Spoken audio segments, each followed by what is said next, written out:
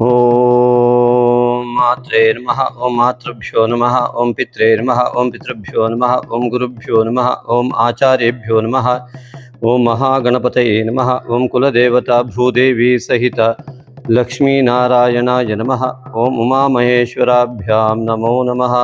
ಸಮಸ್ತ ಋಷಿ ಪರಂಪರೆಯನ್ನು, ಸಮಸ್ತ ಗುರು ಪರಂಪರೆಯನ್ನು ತಲೆಬಾಗಿ ನಮಿಸುತ್ತಾ ಸಮಸ್ತ ಮಿತ್ರ ವೃಂದಕ್ಕೆ ನಮಸ್ಕಾರಗಳು. ಜ್ಯೋತಿಷಕ್ಕೆ ಹೇಗೆ ಸಂಪರ್ಕಿಸಬೇಕು, ಎಷ್ಟು ಫೀಸ್ ಕಟ್ಟಬೇಕು, ಮತ್ತು ಜನ್ಮ ತಾರೀಕು ಇತ್ಯಾದಿಗಳು, ಜಾತಕ ಇಲ್ಲದಿದ್ದವರು ಏನು ಮಾಡಬೇಕು, ಹೇಗೆ ಸಂಪರ್ಕಿಸೋದು ಅಂದರೆ, ನೀವು ಈ ಸಂಖ್ಯೆಗೆ ನಿಮ್ಮ ಹೆಸರನ್ನು ವಾಟ್ಸಪ್ ಮಾಡಿ ಮಾಹಿತಿ ಪಡೆಯಿರಿ.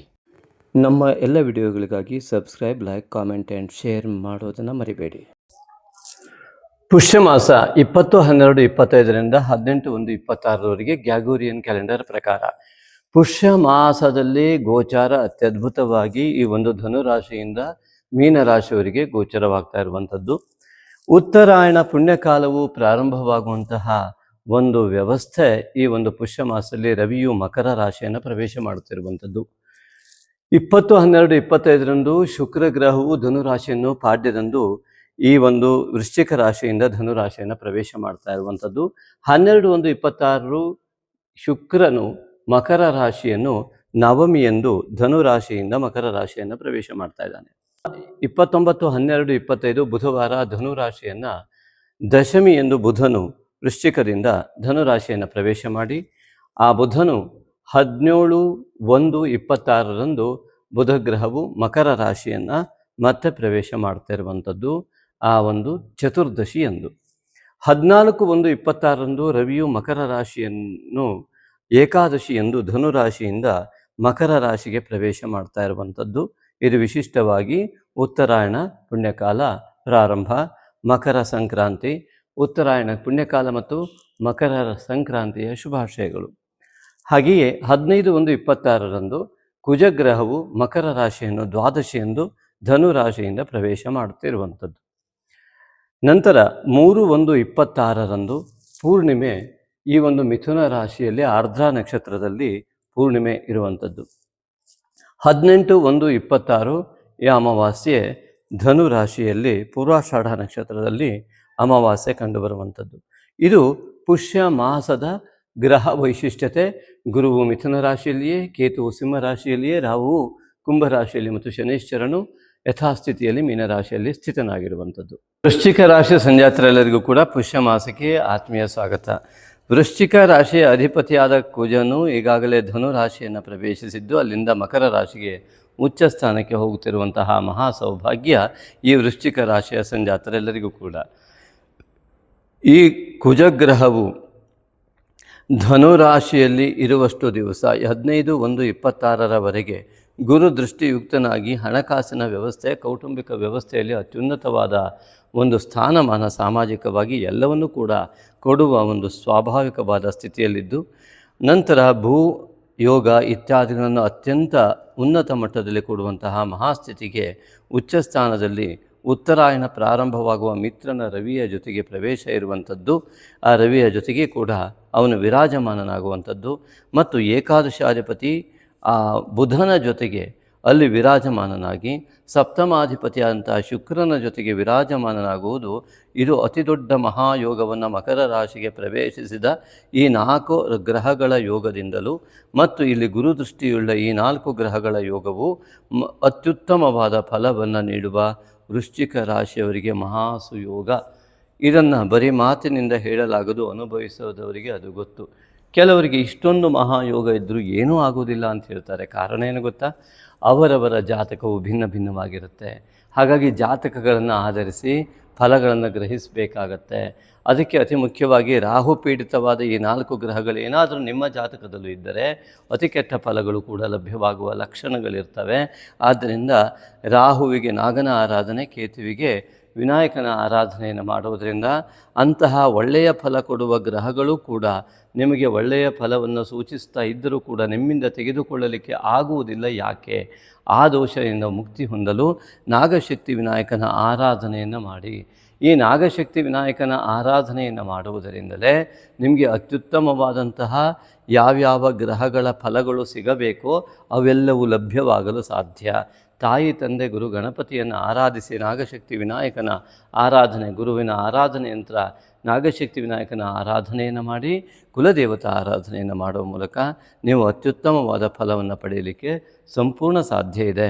ಒಮ್ಮೆ ಜಾತಕವಿಲ್ಲದಿದ್ದರೂ ಪ್ರಶ್ನೆಯ ಆಧಾರದ ಮೇಲೆ, ಪ್ರಶ್ನೆಶಾಸ್ತ್ರದ ಆಧಾರದ ಮೇಲೆ ಅದರ ಫಲವನ್ನು ತಿಳಿದುಕೊಳ್ಳಬೇಕಾಗತ್ತೆ. ಮತ್ತು ಈ ನಾಗಶಕ್ತಿ ವಿನಾಯಕನ ಆರಾಧನೆ ಮುದ್ಗಲ ಪುರಾಣದಲ್ಲಿ ಉಲ್ಲೇಖವಾಗಿದ್ದು, ಅಷ್ಟೋತ್ತರದಲ್ಲಿ ನಾಗಯಜ್ಞೋಪವೀತಿನೇ ನಮಃ ಎನ್ನುವಂತಹ ಒಂದು ನಾಮ ಕೂಡ ಬರ್ತದೆ. ಅದೇ ರೀತಿಯಾಗಿ ನಾಗಯಜ್ಞೋಪವೀತ ಮಹಾಗಣಪತಿಯ ಮಹಾ ಆರಾಧನೆ ನಿಮ್ಮ ಜೀವನದಲ್ಲಿ ಅತಿ ದೊಡ್ಡ ಬದಲಾವಣೆಯನ್ನು ತರಬಲ್ಲದು. ನಾಗಶಕ್ತಿ ವಿನಾಯಕನ ಆರಾಧನೆಯನ್ನು ಈ ಒಂದು ವೃಶ್ಚಿಕ ರಾಶಿಯ ಅಧಿಪತಿಯ ಕುಜನ ಉಚ್ಚಸ್ಥಾನದಿಂದ ಸಿಗುವ ಫಲವನ್ನು ಕೊಡಲಿಕ್ಕೆ ಯೋಗ್ಯವಾದಂತಹ ಆರಾಧನೆ ಅಂತ ಪರಿಗಣಿಸಲಾಗುತ್ತೆ. ವಿದ್ಯೆ, ವಿವಾಹ, ಯಜ್ಞ, ನೀವು ಮಾಡುವ ವೃತ್ತಿ, ವಿವಾಹ ಎಲ್ಲದಕ್ಕೂ ಕೂಡ ಸರ್ವಮಂಗಲ ಮಾಂಗಲ್ಯಂ ಸರ್ವಶಕ್ತಿ ಪ್ರದಾಯಕಂ. ಈ ರೀತಿಯಾಗಿರ್ತಕ್ಕಂತಹ ನಾಗಶಕ್ತಿ ವಿನಾಯಕನ ಆರಾಧನೆಯ ಫಲವನ್ನು ಪಡೆಯುವುದಕ್ಕಾಗಿ ಈ ವಿಡಿಯೋದ ಕೊನೆಯಲ್ಲಿ ಅದನ್ನು ಅಳವಡಿಸ್ತೇವೆ. ಆಸಕ್ತರು ಆ ಸಣ್ಣ ಪ್ರಮಾಣದ ಒಂದು ಆರಾಧನಾ ಕ್ರಮವನ್ನು ರೂಢಿಸಿಕೊಳ್ಬೇಕಾಗಿ ವಿನಂತಿ. ಆ ಮೂಲಕ ಒಳ್ಳೆಯ ಫಲವನ್ನು ಪಡೆಯಿರಿ. ಇನ್ನು ವೃಶ್ಚಿಕ ರಾಶಿಯಿಂದ ದ್ವಿತೀಯಾಧಿಪತಿಯಾದ ಗುರು ಅಷ್ಟಮದಲ್ಲಿರುವುದರಿಂದ ಗುರುವಿನ ಆರಾಧನೆ ಸ್ವಲ್ಪ ಮುಖ್ಯವಾಗಿ ಈ ಒಂದು ಪುಷ್ಯ ಮಾಸದಲ್ಲಿ ದೈವ ಬಲದ ಹೆಚ್ಚಿಗೆ ಆ ಒಂದು ಪ್ರಮಾಣವನ್ನು ಪಡೆಯುವುದಕ್ಕಾಗಿ ಆ ದೈವ ಬಲದ ನಿಮ್ಮ ಪ್ರಯತ್ನದ ಜೊತೆಗೆ ದೈವ ಬಲದ ಒಂದು ಸಾಂಗತ್ಯ ನಿಮಗೆ ಬೇಕಲ್ವ. ಅದಕ್ಕೋಸ್ಕರ ಗುರು ಆರಾಧನೆ, ಗುರು ಹಿರಿಯರಿಗೆ ಎಲ್ಲ ರೀತಿಯಾದ ಗೌರವ ಇತ್ಯಾದಿಗಳನ್ನು ಕೊಡುವ ಮೂಲಕ ನೀವು ಮಾಡುವುದು ತುಂಬ ಒಳ್ಳೆಯದು. ಹಾಗೆಯೇ ಈ ವೃಶ್ಚಿಕ ರಾಶಿಯಿಂದ ಚತುರ್ಥದಲ್ಲಿ ರಾಹು ಇದ್ದು ಅಸಂತೃಪ್ತ ಮನೋಭಾವನೆಯನ್ನು ಎಲ್ಲರಿಗೂ ಕೊಡ್ತಾನೆ. ಆದರೆ ಕೆಲವರು ತಾನು ಮಾಡಿದ ಒಳ್ಳೆಯ ಕೆಲಸದಲ್ಲಿ ಇನ್ನೂ ಮಾಡಬೇಕಿತ್ತು ಎನ್ನುವ ಅಸಂತೃಪ್ತಿಯನ್ನು ಹೊಂದಿದರೆ, ಕೆಲವರು ತನಗೆ ಸಿಕ್ಕಿದ್ದು ಕಡಿಮೆ ಎನ್ನುವ ಅಸಂತೃಪ್ತಿಯನ್ನು ಹೊಂದಿರ್ತಾರೆ. ಆದ್ದರಿಂದ ತನಗೆ ಯಾವುದೆಲ್ಲ ಆಗಬೇಕಾಗಿತ್ತು ಅದು ಆಗಿಲ್ಲ ಅನ್ನುವ ಯಾವ ಋಣಾತ್ಮಕವಾದಂತಹ ಮಾನಸಿಕ ಸ್ಥಿತಿಯನ್ನು ಹೊಂದುತ್ತಾರೋ ಅವರು ಕೆಟ್ಟ ಫಲವನ್ನು ಹೊಂದುತ್ತಾರೆ. ಹಾಗೆಯೇ ಯಾರು ದೇವರು ಕೊಟ್ಟಿದ್ದು ಇಷ್ಟೆಲ್ಲ ಆಗಿದೆ, ನಾನು ಇನ್ನೂ ಹೆಚ್ಚಿಗೆ ಮಾಡಬೇಕು, ನಾನು ಇರುವಲ್ಲಿವರೆಗೆ ನನ್ನ ಜೀವಿತಾವಧಿ ಸಂಪೂರ್ಣ ಸಾರ್ಥಕ್ಯತೆಯನ್ನು ಹೊಂದಬೇಕು, ನಾವು ಹುಟ್ಟಿದ್ದು ಒಳ್ಳೆಯದನ್ನೇ ಮಾಡೋದಕ್ಕಾಗಿ ಎನ್ನುವ ಚಿಂತನೆಯನ್ನು ಹೊಂದಿದ್ದಾರೋ, ನಾನು ಇಷ್ಟು ಮಾಡಿದ್ದು ಒಳ್ಳೆಯದು ಇನ್ನೂ ಸಾಕಾಗಿಲ್ಲ ಎನ್ನುವ ಚಿಂತನೆಯನ್ನು ಹೊಂದಿದ್ದಾರೋ ಅವರಿಗೆ ಅತ್ಯುತ್ತಮವಾದ ಫಲ ರಾಹುವಿನಿಂದ ಲಭ್ಯವಾಗುತ್ತೆ. ನಾಗಶಕ್ತಿ ವಿನಾಯಕನ ಆರಾಧನೆ ಮಾಡುವುದರಿಂದ ಇಂತಹ ಉತ್ತಮ ಯೋಚನೆಗಳು ಮತ್ತು ಮಾರ್ಗಗಳು ಲಭ್ಯವಾಗಬಲ್ಲದು. ಪಂಚಮದಲ್ಲಿ ಶನೀಶ್ವರನಿರುವುದರಿಂದ ಪಂಚಮ ಶನಿಯ ಒಂದು ವ್ಯವಸ್ಥೆಯಿಂದಾಗಿ ಅನೇಕ ವಿಧವಾದ ಮಾನಸಿಕ ಒತ್ತಡಗಳು ಲಭ್ಯವಾಗುತ್ತೆ. ದೀರ್ಘಕಾಲಿಕ ಅಧ್ಯಯನ ಯೋಗ ಕೂಡ ಲಭ್ಯವಾಗುತ್ತೆ. ಹಾಗಾಗಿ ಆ ಶನೀಶ್ವರನು ನಿಮ್ಮ ಜಾತಕದಲ್ಲಿ ಯಾವ ರೀತಿಯಾಗಿದ್ದಾನೆ ಅವನ್ನು ಅವಲಂಬಿಸಿ ಎಲ್ಲವೂ ಕೂಡ ಇರ್ತದೆ. ಶನೈಶ್ಚರನ ಒಂದು ಪ್ರಾಮುಖ್ಯತೆಯಿಂದ ಕರ್ಮ ಫಲದಾತನಾಗಿರುವವನು ನಿಮ್ಮ ಜಾತಕಕ್ಕೆ ತಕ್ಕಂತೆ ಮತ್ತು ನೀವು ಇರುವ ರೀತಿಯನ್ನು ಅವಲಂಬಿಸಿ ನಿಮ್ಮ ಬುದ್ಧಿಯನ್ನು ಯಾವ ರೀತಿ ಬಳಸ್ತಾ ಇದ್ದೀರಿ ಅನ್ನುವುದರ ಮೇಲೆ ನಿಮ್ಮ ಪೂರ್ವಜನ್ಮದ ಕರ್ಮ ಫಲಗಳನ್ನು ಕೊಡುವವನೇ ಕರ್ಮ ಫಲದಾತ. ಹಾಗಾಗಿ ಪಂಚಮ ಶನಿಯು ಅನೇಕರಿಗೆ ಅನೇಕ ಒತ್ತಡವನ್ನು ಕೊಟ್ಟರೆ, ಅನೇಕರಿಗೆ ಒತ್ತಡದ ಮೂಲಕ ಉನ್ನತ ಸ್ಥಾನದತ್ತ, ಉನ್ನತ ಜ್ಞಾನದತ್ತ ಒಯ್ಯುವಂತಹ ವ್ಯವಸ್ಥೆ ಖಂಡಿತವಾಗಿಯೂ ಶನೈಶ್ಚರನಿಂದ ಲಭ್ಯವಾಗುತ್ತೆ. ಹಾಗೆಯೇ ಸಪ್ತಮಾಧಿಪತಿಯಾದಂತಹ ಶುಕ್ರನು ಕೂಡ ಇರುವುದರಿಂದಾಗಿ ಈ ರಾಷ್ಟ್ರಾಧಿಪತಿಯ ಜೊತೆಗೆ ಉತ್ತಮ ವಿವಾಹ ಯೋಗ, ಉತ್ತಮ ಸಂಗಾತಿ ಯೋಗ, ಉತ್ತಮ ಪ್ರೇಮಿ ಯೋಗ ಇವೆಲ್ಲವೂ ಅತ್ಯಂತ ಸುಲಭವಾಗಿ ಲಭ್ಯವಾಗುವಂಥ ಮಹಾಮಾಸ ಪುಷ್ಯಮಾಸ. ಅದರಲ್ಲಿ ಕುಜನ ಪ್ರಭಾವವನ್ನು ಸಿಟ್ಟು ಇತ್ಯಾದಿಗಳಿಗೆ ನೀವು ಪರಿವರ್ತಿಸಿಕೊಂಡರೆ ಅದು ಒಂದಿಷ್ಟು ಸಮಸ್ಯೆಗೂ ಕೂಡ ಕಾರಣವಾಗುತ್ತೆ. ಗಮನಿಸಿ, ಅಷ್ಟಮದಲ್ಲಿ ಇರುವ ಗುರುವು ಮತ್ತು ಅಷ್ಟಮಾಧಿಪತಿಯು ಲಗ್ನದಲ್ಲಿರುವುದರಿಂದ ನಿಮ್ಮ ಜಾತಕವನ್ನು ಪರಿಶೀಲನೆ ಮಾಡಿಕೊಳ್ಳಿ. ಕಂಟಕ ಇತ್ಯಾದಿಗಳು ಬಂದರೆ ಸರಿಯಾದ ರೀತಿಯಲ್ಲಿ ಪರಿಹಾರ ಮಾಡಿಕೊಳ್ಳಿ.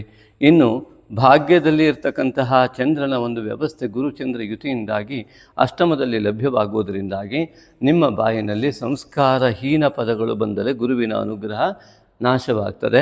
ಸಂಸ್ಕಾರ, ಜ್ಞಾನ, ಉತ್ತಮ ಜ್ಞಾನಯುಕ್ತವಾದಂತಹ ಪದಗಳು ಮತ್ತು ಜಪ ತಪಾದಿಗಳು ನಿಮ್ಮ ಕಂಟಕಗಳನ್ನು ನಿವಾರಣೆ ಮಾಡಿ ನಿಮ್ಮ ಜೀವನದಲ್ಲಿ ಉನ್ನತಿಗಾಗಿ ಈ ಒಂದು ಗುರುಚಂದ್ರ ಯುತಿಯು ನಿಮಗೆ ಸಹಾಯವನ್ನು ಮಾಡ್ತಾ ಇದೆ.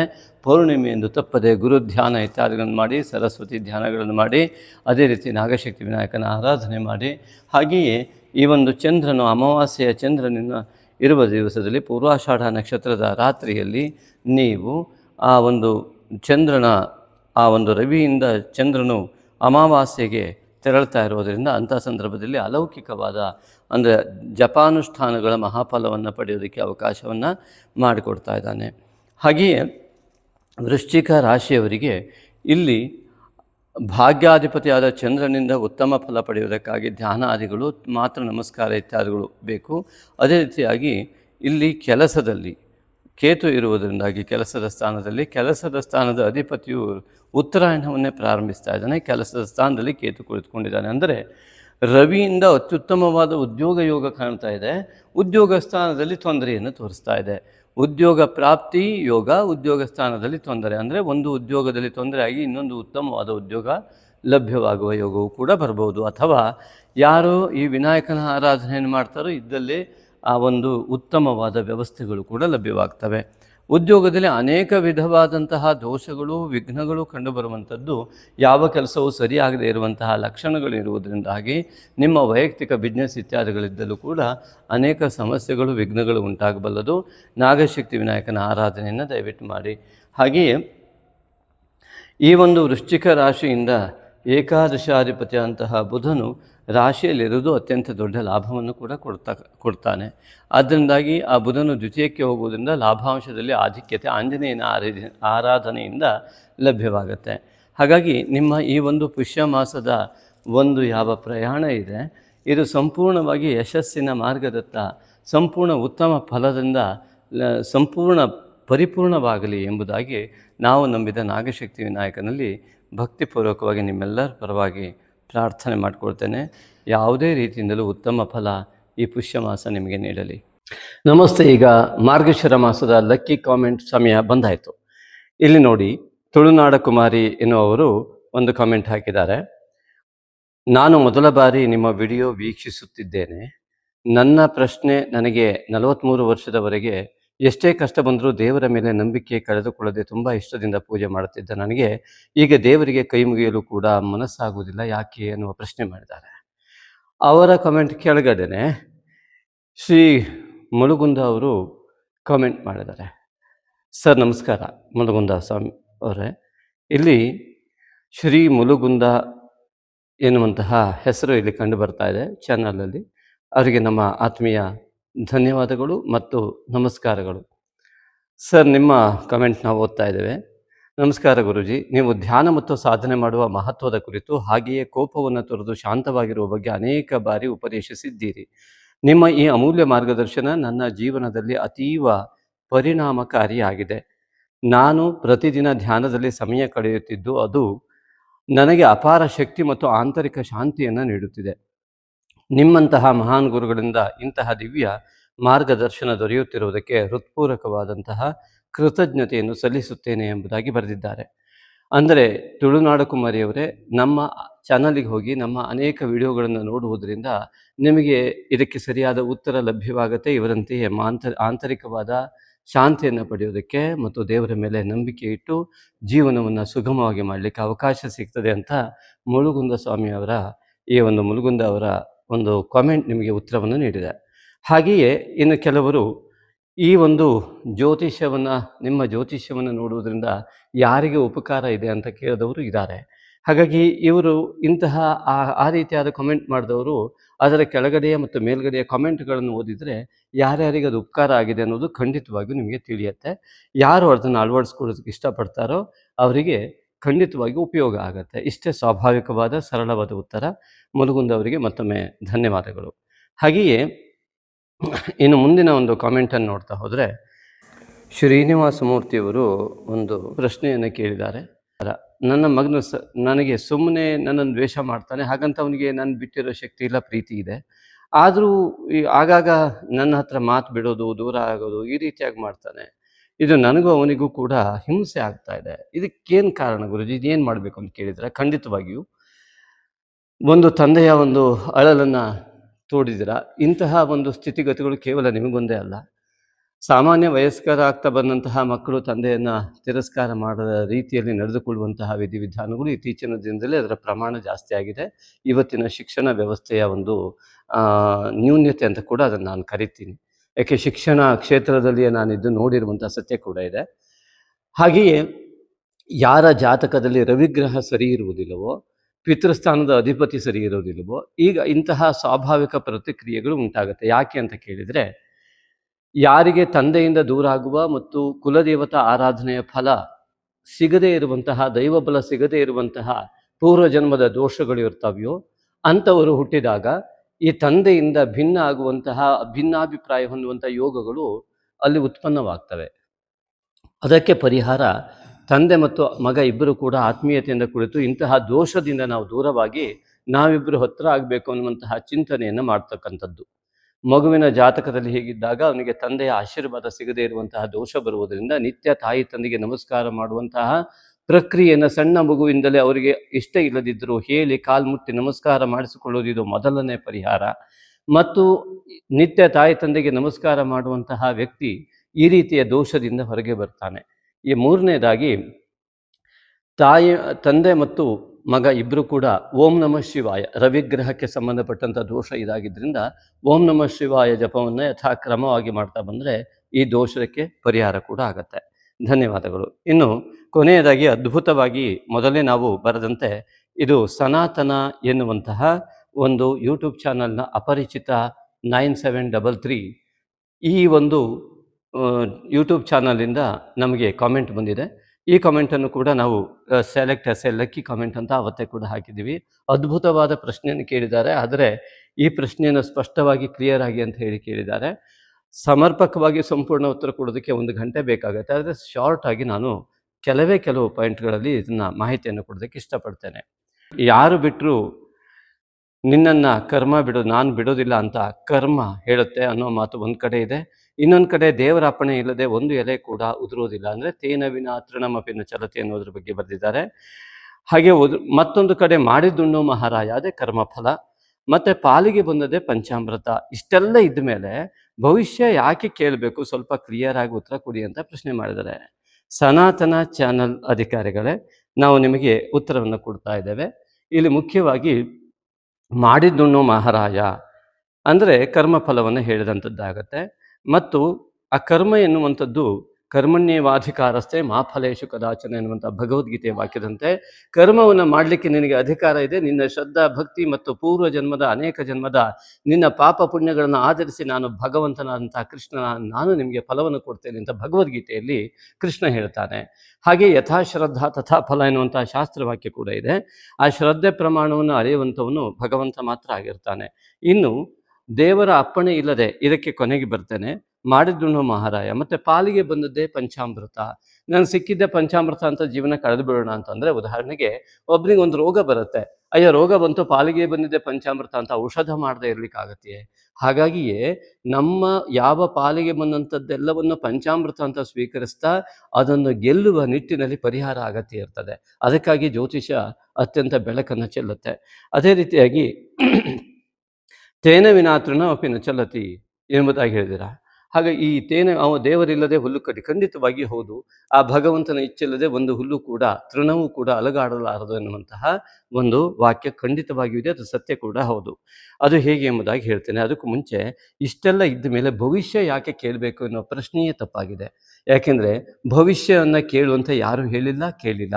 ಜ್ಯೋತಿಷ ಅಂದರೆ ಭವಿಷ್ಯ ಅಂತ ತಿಳ್ಕೊಂಡ್ರೆ ತಪ್ಪಾಗ್ತದೆ. ಜ್ಯೋತಿಷ್ಯ ಒಂದು ಆಸ್ಟ್ರಾನಮಿ ಅಂತಂದರೆ ಭೌಗೋಳಿಕ ವಿಸ್ಮಯದ ಜೊತೆಗೆ ಮನುಷ್ಯನು ಈ ಪಂಚಭೂತ ಶರೀರ, ಭೂತಾತ್ಮಕವಾದ ಶರೀರದಲ್ಲಿ ಪಂಚ ಪ್ರಾಣವನ್ನು ಒಳಗೊಂಡು ಈ ಒಂದು ಪ್ರಕೃತಿಯ ಒಂದು ಬಿಂದುವಾಗಿದ್ದಾನೆ. ಇವನು ಪ್ರಕೃತಿಯನ್ನು ಬಿಟ್ಟು ಬದುಕೋದಕ್ಕಾಗೋದಿಲ್ಲ. ಅದನ್ನು ಜ್ಯೋತಿಷ ಜೀವನದ ಬೆಳಕಿಗೋಸ್ಕರ ಏನೆಲ್ಲ ದೋಷಗಳಾಗ್ತದೆ ಅದನ್ನು ಪರಿಹಾರ ಮಾರ್ಗ ಹೇಗೆ ಅಂತ ಅತಿ ದೊಡ್ಡ ವಿಚಾರ ಇದು. ಹಾಗಾಗಿ ಇದನ್ನು ಸರಿಯಾಗಿ ಅರ್ಥೈಸಿಕೊಳ್ಳೋದಕ್ಕೆ ಕೇವಲ 5 ನಿಮಿಷದಲ್ಲಿ ಯಾರಿಂದಲೂ ಸಾಧ್ಯ ಇಲ್ಲ. ಇದಕ್ಕೆ ನಿರಂತರವಾದ ಪ್ರಯತ್ನ ಮತ್ತು ಸರಿಯಾದಂತಹ ಮಾರ್ಗದರ್ಶನ, ನಿರಂತರವಾಗಿ ಗಂಟೆಗಟ್ಟಲೆ ಕುಳಿತು ಕೇಳಿ ಅಥವಾ ಓದಿ ತಿಳ್ಕೊಳ್ಬೇಕಾದಂಥ ವಿಚಾರ. ಹಾಗಾಗಿ ಇಲ್ಲಿ ಜ್ಯೋತಿಷ ಅಂತಂದರೆ ಬೆಳಕು. ಈ ಜ್ಯೋತಿಂಷಿ ಅಧಿಕೃತ್ಯ ಕೃತಂ ಶಾಸ್ತ್ರಂ ಜ್ಯೋತಿಷ ಶಾಸ್ತ್ರಂ, ಈ ಒಂದು ಎಲ್ಲ ಶಕ್ತಿ ಪುಂಜಗಳ ಅವ್ರನ್ನೆಲ್ಲ ಇಟ್ಟುಕೊಂಡು, ಯಾವ ಬೆಳಕಿನ ಪುಂಜಗಳಿದ್ದಾವೆ ಅವನ್ನೆಲ್ಲ ಇಟ್ಟುಕೊಂಡು ಹೇಳಿದಂಥದ್ದೇ ಜ್ಯೋತಿಷ ಶಾಸ್ತ್ರ. ಅದರ ಮೂಲಕವಾಗಿ ನಮ್ಮಲ್ಲಿ ನವಗ್ರಹ ತತ್ವಗಳು, ಪಂಚಭೂತಾತ್ಮಕ ಶರೀರದಲ್ಲಿ ಪಂಚ ಪ್ರಾಣಗಳು ಇರುವಂಥದ್ದು, ಜಲತತ್ವ, ಅಗ್ನಿತತ್ವ, ವಾಯುತತ್ವ ಇತ್ಯಾದಿಗಳೆಲ್ಲ ಇರ್ತಕ್ಕಂಥದ್ದು. ಈ ಶುಕ್ರ ಚಂದ್ರರು ಜಲಕಾರಕರು, ರವಿ ಕುಜರು ಅಗ್ನಿಕಾರಕರು, ಈ ರೀತಿಯಾಗಿ ನಮ್ಮ ದೇಹದಲ್ಲಿರುವ ವ್ಯವಸ್ಥೆಯನ್ನು ಹೇಳಿರುವಂಥದ್ದೇ ಜ್ಯೋತಿಷ ಶಾಸ್ತ್ರ. ಹಾಗಾಗಿ ಈ ಒಂದು ಭವಿಷ್ಯವನ್ನು ಕೇಳುವುದರಿಂದ, ಭವಿಷ್ಯ ಅಂತಂದರೆ ಜಾತಕವನ್ನು ಪರಿಶೀಲನೆ ಮಾಡುವುದು, ನೋಡುವುದರಿಂದಾಗಿ ಏನಾಗತ್ತೆ ಅಂತಂದರೆ ನಮ್ಮ ಮುಂದಿನ ಭವಿಷ್ಯಕ್ಕೋಸ್ಕರವಾಗಿ ಯಾವುದೆಲ್ಲ ಪ್ರತಿಬಂಧಕಗಳಿದ್ದಾವೆ ಅದನ್ನು ಮುಂಚಿತವಾಗಿ ತಿಳಿದುಕೊಂಡು ಆ ಪ್ರತಿಬಂಧಕವು ಬರದೇ ಇದ್ದ ಹಾಗೆ ಸರಿಯಾದ ಕ್ರಮದಲ್ಲಿ ನಮ್ಮ ನಡೆಯನ್ನು ರೂಢಿಸಿಕೊಳ್ಳುವುದಕ್ಕಾಗಿ ಈ ಒಂದು ಜ್ಯೋತಿಷ ಶಾಸ್ತ್ರವನ್ನು ಬಳಸಿಕೊಳ್ಳಬೇಕು. ಆರೋಗ್ಯದ ವಿಚಾರ, ಯೌಗಿಕ ಮತ್ತು ಲೌಕಿಕ ಮತ್ತು ಆಧ್ಯಾತ್ಮಿಕ ಮತ್ತು ಈ ಎಲ್ಲ ವಿಚಾರಗಳಲ್ಲಿಯ ಪ್ರತಿಬಂಧಕವನ್ನು ಸರಿಯಾಗಿ ಅರ್ಥೈಸಿಕೊಂಡು ಆ ಜಾತಕ ಒಬ್ಬೊಬ್ಬ ವ್ಯಕ್ತಿಗೆ ಭಿನ್ನ ಭಿನ್ನವಾದ ಆಧ್ಯಾತ್ಮಿಕ ಯೋಗವನ್ನು, ಲೌಕಿಕ ಯೋಗವನ್ನು ಕೊಡುವುದರಿಂದ ರೋಗದ ವಿಚಾರದಿಂದ ಹಿಡಿದು ಪ್ರತಿಯೊಂದನ್ನು ಕೂಡ ಸರಿಯಾಗಿ ಗಮನಿಸಿ ನೋಡುವುದಕ್ಕಾಗಿ ಜ್ಯೋತಿಷ ಬೇಕೇ ಬೇಕು. ಅದೇ ರೀತಿಯಾಗಿ ದೇವರ ಅಪ್ಪಣೆ ಇಲ್ಲದೆ ಯಾವುದು ನಡೆಯುವುದಿಲ್ಲ ಅಂತಾದರೆ ನಾವು ಸುಮ್ಮನೆ ಇದ್ದುಬಿಟ್ರೆ ಆಯ್ತಲ್ಲ ಅಂತಂದರೆ, ದೇವರ ಅಪ್ಪಣೆ ಇದ್ದರೆ ಖಂಡಿತವಾಗಿ ನೋಡಿ, ಅಂತಃಕರಣ ಎಂಬುದಾಗಿ ಚತುರ್ವಿಧ ಮನೋಬುದ್ಧಿ ಅಹಂಕಾರ ಚಿತ್ತ ಸತ್ವ ರಜ ತಮೋ ಗುಣಗಳ ಆಧಾರದ ಮೇಲೆ ಪ್ರತಿ ಜೀವಿಯೂ ಬದುಕ್ತಾ ಇದೆ. ಧರ್ಮ ಮಾರ್ಗ ಮತ್ತು ಅಧರ್ಮ ಮಾರ್ಗ ಇದರ ಆಯ್ಕೆಯು ಈ ಜನ್ಮದಲ್ಲಿ ಆ ವ್ಯಕ್ತಿಯ ಮನಸ್ಸು ಮತ್ತು ಬುದ್ಧಿಗೆ ಮತ್ತು ಅವನ ಸಂಸ್ಕಾರಕ್ಕೆ ಬಿಟ್ಟಿರುವಂಥದ್ದು. ಅದನ್ನು ಜಾತಕ ಪರಿಶೀಲನೆ ಇತ್ಯಾದಿಗಳನ್ನು ಮಾಡಿದಾಗ ಯಾವುದು ಸತ್ವಗುಣ ಪ್ರಧಾನ, ರಜೋಗುಣ ಪ್ರಧಾನ ಮತ್ತು ತಮೋಗುಣ ಪ್ರಧಾನ ಜಾತಕಗಳು ಎಂಬುದಾಗಿ ಅರ್ಥೈಸಿಕೊಂಡಾಗ ಯಾವ ವ್ಯಕ್ತಿಯು ಸತ್ವಗುಣ ಪ್ರಧಾನದೆಡೆಗೆ ಹೋಗಲಿಕ್ಕೆ ಎಷ್ಟು ಪ್ರಯತ್ನ ಮಾಡಬೇಕು ಎನ್ನುವಂಥದ್ದು ಜಾತಕದ ಮೂಲಕ ತಿಳಿಯುವಂಥದ್ದು. ಆದ್ದರಿಂದಾಗಿ ಸತ್ವ ರಜ ತಮೋ ಗುಣಗಳ ವ್ಯತ್ಯಾಸಗಳನ್ನು ಭಗವಂತ ಪ್ರತಿಯೊಂದು ಜೀವಿಗಳಲ್ಲಿ ಕೊಟ್ಟಿದ್ದು ಈ ಜನ್ಮದಲ್ಲಿ ಅವನ ಮನಸ್ಸು ಮತ್ತು ಬುದ್ಧಿಯ ಮೂಲಕವಾಗಿ ಧರ್ಮ ಮಾರ್ಗ ಮತ್ತು ಅಧರ್ಮ ಮಾರ್ಗ ಈ ಆಯ್ಕೆ ಮತ್ತು ಅವನ ಜೀವನದ ಅಭಿವೃದ್ಧಿಗಾಗಿ ಈ ಧರ್ಮ ಮಾರ್ಗ ಮತ್ತು ಅಧರ್ಮ ಮಾರ್ಗದ ಆಯ್ಕೆಗಾಗಿ ಕೊಟ್ಟಿರುವಂಥದ್ದು. ಎರಡನೆಯದಾಗಿ ಈ ಸತ್ವಗುಣ, ರಜಗುಣ ಮತ್ತು ತಮೋ ಗುಣಗಳ ಪ್ರಾಧಾನ್ಯತೆಯನ್ನು ಆ ಒಂದೊಂದು ಜೀವಿಯಲ್ಲಿಯೂ ವ್ಯತ್ಯಾಸ ಇರುವುದರಿಂದಾಗಿ ಇದರಲ್ಲಿರುವ ಲೋಪದೋಷಗಳನ್ನು ಸರಿ ಮಾಡಿಕೊಳ್ಳುವುದಕ್ಕಾಗಿ ಜ್ಯೋತಿಷ ಬೇಕು. ಹಾಗಾಗಿ ಜ್ಯೋತಿಷವನ್ನು ನೋಡಬೇಕು. ಇದು ದೊಡ್ಡ ವಿಚಾರ. ಇಷ್ಟೇ ವಿಚಾರದಲ್ಲಿ ನಾನು ಕೊಟ್ಟಿದ್ದೇನೆ. ಹಾಗಾಗಿ ಉದಾಹರಣೆ ಸಹಿತ ಕೊಡ್ತಾ ಹೋದರೆ ತುಂಬ ದೊಡ್ಡದಾಗ್ತದೆ.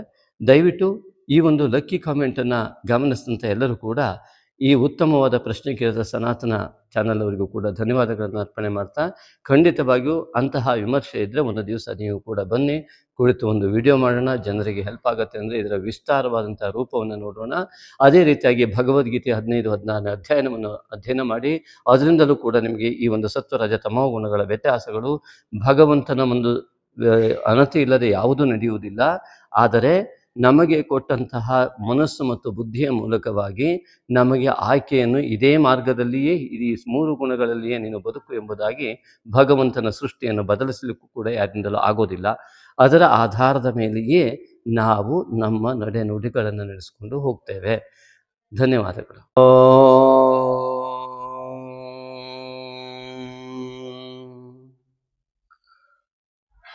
ಧ್ಯಾಯಾಮಿ ದೇವದೇವೇಶ ಭಕ್ತಾನಾಂ ಧ್ಯಾನ ಗೋಚರ ಬ್ರಹ್ಮಾಂಡ ವ್ಯಾಪಿನಂ ವಂದೇ ನಾಗಶಕ್ತಿ ವಿನಾಯಕಂ. ವಿದ್ಯಾ ವಿವಾಹ ಯಜ್ಞಾನಾಂ ವಂದೇ ವಿಘ್ನ ನಿವಾರಿಣಂ ನಾಗಶಕ್ತಿ ಸಮಾಯುಕ್ತಂ ನಾಗಯಜ್ಞೋಪವೀತಿನಂ. ನಾಗಯಜ್ಞೋಪವೀತೇನ ಭೂಷಿತೋ ಯಜ್ಞ ಕಾರಣ ಬ್ರಹ್ಮಾಂಡ ವ್ಯಾಪಿನಂ ವಂದೇ ನಾಗಶಕ್ತಿ ವಿನಾಯಕಂ. ಸರ್ವಮಂಗಲ ಮಾಂಗಲ್ಯಂ ಸರ್ವಶಕ್ತಿ ಪ್ರದಾಯಕಂ ವಂದೇಹಂ ಸತತಂ ಭಕ್ತ್ಯಾ ನಾಗಶಕ್ತಿ ವಿನಾಯಕಂ. ಓಂ ನಾಗಶಕ್ತಿ ವಿನಾಯಕಾಯ ನಮಃ. ಮಿತ್ರರೇ ನಮಸ್ಕಾರ. ನಾಗಶಕ್ತಿ ವಿನಾಯಕ ಓಂ ನಾಗಯಜ್ಞೋಪವೀತನೇ ನಮಃ. ಮುದ್ಗಲ ಪುರಾಣದಲ್ಲಿ ಉಲ್ಲೇಖಿತವಾಗಿರ್ತಕ್ಕಂತಹ ನಾಗಯಜ್ಞೋಪವೀತ ಗಣಪತಿಯ ಬಗ್ಗೆ ಒಂದೆರಡು ಮಾಹಿತಿ. ಮಹಾಗಣಪತಿಯು ಬಾಲಾವಸ್ಥೆಯಲ್ಲಿ ಉಪನಯನವನ್ನು ಮಾಡುವಂತಹ ಒಂದು ವಯಸ್ಕನಾದಾಗ ಈಶ್ವರನು ಮತ್ತು ಪಾರ್ವತಿಯು ಉಪನಯನದ ಚಿಂತನೆಯನ್ನು ಮಾಡಿ ಈ ಒಂದು ಉಪನಯನಕ್ಕಾಗಿಯೇ ಆ ಯಜ್ಞದ ಉಪವೀತ ಯಾವ ದಾರ ಇದೆ, ಯಜ್ಞೋಪವೀತವಾಗಿ ಆ ಒಂದು ಹತ್ತಿಯ ದಾರವನ್ನು, ಪವಿತ್ರ ಬಂಧನವನ್ನು ಬಂಧಿಸಿ ರಾತ್ರಿ ವೇಳೆ ಇಟ್ಟಿರ್ತಾರೆ. ಇದು ಪುರಾಣದ ಕಥೆಯನ್ನು ಹೇಳ್ತಾ ಇದ್ದೇನೆ, ಪುರಾಣದಲ್ಲಿ ಉಲ್ಲೇಖಿತವಾಗಿರುವ ಕಥೆ. ಆ ಒಂದು ಯಜ್ಞೋಪವೀತವನ್ನು ಪವಿತ್ರ ಗಂಟಿನಿಂದಾಗಿ ಅದನ್ನು ಬಂಧ ಮಾಡಿ ಇಟ್ಟು ಬೆಳಗ್ಗೆ ಉಪನಯನವನ್ನು ಮುಹೂರ್ತದಲ್ಲಿ ಅವನಿಗೆ ಯಜ್ಞೋಪವೀತ ಧಾರಣೆಯನ್ನು ಮಾಡಬೇಕು ಅನ್ನೋ ಚಿಂತನೆಯೊಂದಿಗೆ ಇರ್ತಕ್ಕಂತಹ ಪಾರ್ವತಿ ಪರಮೇಶ್ವರರು ಬಂದು ಬೆಳಗ್ಗೆ ನೋಡಿದಾಗ ಆ ಯಜ್ಞೋಪವೀತ ಹತ್ತಿಯ ಯಜ್ಞೋಪವೀತ ಏನಿತ್ತು ಛಿದ್ರವಾಗಿತ್ತು. ಕಾರಣ, ಈ ಮೂಷಕಾಸುರನು ಮಹಾಗಣಪತಿಯು ಈಗಲೇ ತನಗೆ ಇಷ್ಟೊಂದು ಪೀಡೆಯನ್ನು ಕೊಡ್ತಾ ಇದ್ದಾನೆ, ಇವನೇನಾದರೂ ಯಜ್ಞೋಪವೀತ ಧಾರಣೆಯನ್ನು ಮಾಡಿಬಿಟ್ರೆ ಇವನು ನನಗೆ ತನ್ನ ವಿದ್ಯೆಯ ಮೂಲಕವಾಗಿ ನನ್ನನ್ನು ಇನ್ನೂ ಹೆಚ್ಚಿಗೆ ಪೀಡಿಸ್ತಾನೆ, ಇದು ಆಗಬಾರದು ಎನ್ನುವ ಚಿಂತನೆಯೊಂದಿಗೆ ತನ್ನ ಅಸುರತ್ವವನ್ನು ಪ್ರದರ್ಶನ ಮಾಡಿದ್ದು ಈ ಉಪನಯನಕ್ಕೆ ಅತಿ ಪ್ರಮುಖವಾದಂತಹ ಯಜ್ಞೋಪವೀತವನ್ನು ಛಿದ್ರವಾಗಿ ತನ್ನ ಒಂದು ಹಲ್ಲುಗಳಿಂದ ಅದನ್ನು ಕಟ್ ಮಾಡಿರ್ತಾನೆ, ಸಂಪೂರ್ಣವಾಗಿ ಛಿದ್ರ ಮಾಡಿರ್ತಾನೆ. ಹೀಗೆ ಛಿದ್ರ ಮಾಡಿದಂತಹ ಯಜ್ಞೋಪವೀತನನ್ನ ಏನು ಈಶ್ವರ ಬಂದು ಆಸೀನನಾಗಿ ನೋಡ್ತಾನೆ, ಛಿದ್ರವಾಗಿರುವಂತಹ ಈ ಒಂದು ಯಜ್ಞೋಪವೀತವನ್ನು ನೋಡಿ ಈಶ್ವರನಿಗೆ ಗೊತ್ತಾಗತ್ತೆ ಇದು ಮೂಷಕನ ಕೆಲಸ. ಹಾಗಾಗಿ ಈ ಒಂದು ಉಪನಯನ ಮೂರ್ತ ಸನ್ನಿಹಿತವಾಗಿದೆ, ಈಗ ಏನು ಮಾಡಬೇಕು ಎಂಬುದಾಗಿ ಯೋಚನೆ ಮಾಡ್ತಾ ಈಶ್ವರನು ತನ್ನ ಕೊರಳಿನಲ್ಲಿರುವಂತಹ ಈ ಒಂದು ನಾಗನನ್ನು ಸ್ಪರ್ಶಿಸಿದ ತಕ್ಷಣವೇ ಆ ಒಂದು ಈಶ್ವರನ ಮಹಿಮೆಯಿಂದ ಆ ಛಿದ್ರವಾದಂತಹ ಯಾವ ಯಜ್ಞೋಪವೀತ ನಾಗವಾಗಿ ಪರಿವರ್ತನೆಯಾಗಿ ಪವಿತ್ರ ಬಂಧನದಿಂದ ಕೂಡಿತ್ತು, ಅದನ್ನು ಯಜ್ಞೋಪವೀತವಾಗಿ ನಾಗಶಕ್ತಿ ಮಹಾಗಣಪತಿಯಾಗಿ ಅವನು ಪರಿವರ್ತಿತನಾಗ್ತಾನೆ. ಆ ಒಂದು ವಿದ್ಯೆ, ವಿವಾಹ, ಯಜ್ಞಗಳ ಅಧಿಕಾರವನ್ನು ನಾಗಯಜ್ಞೋಪವೀತವಾದಂತಹ ಇದನ್ನು ಧರಿಸುವುದರಿಂದಾಗಿ ಈ ಮಹಾಗಣಪತಿಗೆ ವಿದ್ಯಾಯೋಗ ಉಂಟಾಗ್ತದೆ. ಹಾಗಾಗಿ ಮಹಾಜ್ಞಾನ ಯೋಗ ಉಂಟಾದಂತಹ ಮಹಾಗಣಪತಿಯು ನಾಗಯಜ್ಞೋಪವೀತನಾಗಿ ನಾಗಶಕ್ತಿ ವಿನಾಯಕನಾಗಿ ಪರಿವರ್ತಿತನಾಗ್ತಾನೆ. ಹಾಗಾಗಿ ನಾಗನ ಒಂದು ಪವಿತ್ರ ಬಂಧನದಿಂದಾಗಿ ಇವತ್ತು ಕೂಡ ನಾಗಮಂಡಲ ಇತ್ಯಾದಿಗಳಲ್ಲಿ ಆ ನಾಗನ ಆಶ್ಲೇಷಾಬಲಿಯಿಂದ ಹಿಡಿದು ಎಲ್ಲದರಲ್ಲೂ ಕೂಡ ಆ ನಾಗನಿಗೆ ಪವಿತ್ರವನ್ನು ಹಾಕುವಂತಹ 5 ಪವಿತ್ರ, 8 ಪವಿತ್ರ, ಹೀಗೆ ಅನೇಕ ಪವಿತ್ರವನ್ನು ಹಾಕಿ ನಾಗಮಂಡಲಾದಿಗಳನ್ನು ಆರಾಧನೆ ಮಾಡುವಂತಹ ನಾಗವು ಪವಿತ್ರ ಶಕ್ತಿಯಾಗಿ ಪರಿವರ್ತನೆಯಾದಂತಹ ಒಂದು ವ್ಯವಸ್ಥೆಯೇ ನಾಗಶಕ್ತಿ ವಿನಾಯಕ. ಹಾಗಾಗಿ ಈ ಒಂದು ನಾಗಶಕ್ತಿ ವಿನಾಯಕನನ್ನು ಆರಾಧನೆ ಮಾಡುವುದರಿಂದ ಉಪನಯನದ ಒಟುವಾಗಿ ವಿದ್ಯಾರ್ಥಿಗಳಿಗೂ ಮತ್ತು ವಿವಾಹೇಚ್ಛುಕರಿಗೂ ಮತ್ತು ಯಜ್ಞ ಕ್ರಿಯೆಗಳಲ್ಲಿ ಮತ್ತು ಉದ್ಯೋಗ ವಿಷಯಗಳಲ್ಲಿ ಎಲ್ಲ ವಿಘ್ನವನ್ನು ನಿವಾರಣೆ ಮಾಡುವ ಮಹಾಶಕ್ತಿಯುಕ್ತವಾದಂತಹ ಶಕ್ತಿ ಪುಂಜವಾಗಿ ಪರಿವರ್ತನೆಯಾದಂತಹ ವಿನಾಯಕ ನಾಗಶಕ್ತಿ ವಿನಾಯಕ. ಹಾಗಾಗಿ ನಾಗಾರಾಧನೆಯ ಫಲವನ್ನು ಮತ್ತು ಮಹಾಗಣಪತಿಯ ಫಲವನ್ನು ಜೊತೆಗೆ ಕೊಡ್ತಕ್ಕಂತಹ ಏಕೈಕ ದೇವತೆ ಈ ವಿದ್ಯಾಧಿ ದೇವತೆಯಾದಂಥ ನಾಗಶಕ್ತಿ ವಿನಾಯಕ. ಹಾಗಾಗಿ ಈ ಒಂದು ಮಹಾಗಣಪತಿಯು ಕೂಡ ವಿದ್ಯಾಧಿ ದೇವತೆ ಎಂಬುದಾಗಿ ಪರಿಗಣಿಸಲ್ಪಡ್ತಾನೆ. ಒಂದೇ ವಾಣಿ ವಿನಾಯಕವು ವಾಗರ್ಥ ಇವ ಸಂಪೃಕ್ತವು ವಾಗರ್ಥ ಪ್ರತಿಪತ್ತಯೇ ಜಗತಃ ಪಿತರ ಒಂದೇ ಪಾರ್ವತಿ ಪರಮೇಶ್ವರವೆಂಬುದಾಗಿ ಕಾಳಿದಾಸ ಬರೆದ್ರೆ, ನಮ್ಮ ರಾಮಚರಿತ ಮಾನಸದಲ್ಲಿ ವರ್ಣಾನಾಂ ಅರ್ಥಸಂಘಾನಾಂ ರಸಾನಾಂ ಛಂದಸಾಮಪಿ ಮಂಗಲಾನಾಂಚ ಕರ್ತಾರವು ಒಂದೇ ವಾಣಿ ವಿನಾಯಕವು ಎಂಬುದಾಗಿ ದ್ವಿವಚನವನ್ನು ಪ್ರಯೋಗ ಮಾಡಿ ಆ ರಾಮಚರಿತ ಮಾನಸದ ಪ್ರಾರ್ಥನಾ ಶ್ಲೋಕವನ್ನಾಗಿ ಬರೆಯಲ್ಪಡುತ್ತೆ. ಹಾಗಾಗಿ ವಿದ್ಯಾದಿ ದೇವತೆಯಾಗಿ ಸರಸ್ವತಿಯ ಜೊತೆಗೆ ಮಹಾಗಣಪತಿಯು ಕೂಡ ವಿರಾಜಮಾನನಾಗಿದ್ದು ಈ ಉಪನಯನದ ಸಂದರ್ಭದಿಂದ.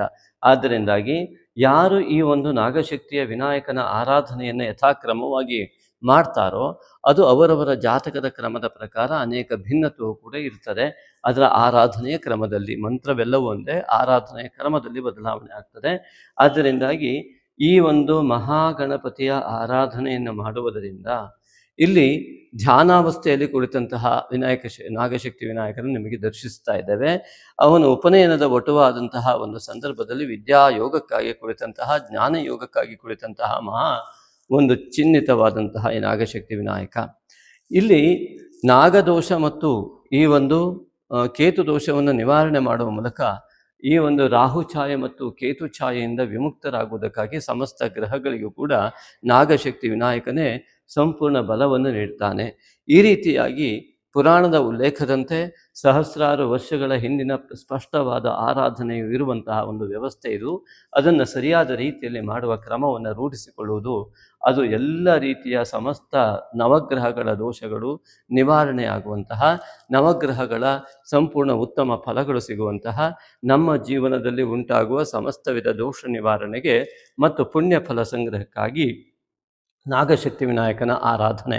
ಈ ಹಿಂದೆ ಹೇಳಿದಂತಹ ಶ್ಲೋಕವನ್ನು ಹೇಳಿ ಅದರ ಜೊತೆಗೆ ನೀವು ಓಂ ನಾಗಶಕ್ತಿ ವಿನಾಯಕಾಯ ನಮಃ ಆ ಶ್ಲೋಕಗಳನ್ನು ಪಠಿಸಿ ಓಂ ನಾಗಶಕ್ತಿ ವಿನಾಯಕಾಯ ನಮಃ ಅಂತ ಇದೇ ರೀತಿಯಾಗಿ ಧ್ಯಾನಾವಸ್ಥೆಯಲ್ಲಿ ಕುಳಿತು ಕಣ್ಣನ್ನು ಮುಚ್ಚಿಕೊಂಡು ಈ ಒಂದು ಪ್ರತಿಬಿಂಬವನ್ನು ಮನಸ್ಸಿನಲ್ಲಿ ತೆಗೆದುಕೊಂಡು ಪ್ರಾರ್ಥನೆಯ ಮೂಲಕವಾಗಿ ತಾಯಿ ತಂದೆಯ ಪ್ರಾರ್ಥನೆಯನ್ನು ಮಾಡುವ ಮೂಲಕವಾಗಿ ಗುರುವಿಗೆ ನಮಸ್ಕರಿಸಿ, ತಾಯಿ ತಂದೆಗೆ ನಮಸ್ಕರಿಸಿ, ಗುರುವಿಗೆ ನಮಸ್ಕರಿಸಿ, ಯಾರು ಈ ನಾಗಯಜ್ಞೋಪಯುಕ್ತ ಗಣಪತಿಯ ಆರಾಧನೆಯನ್ನು ಭಕ್ತಿಪೂರ್ವಕವಾಗಿ ಮಾಡ್ತಾರೋ ಅವರಿಗೆ ಉತ್ತಮ ಫಲ ಲಭ್ಯವಾಗುತ್ತೆ.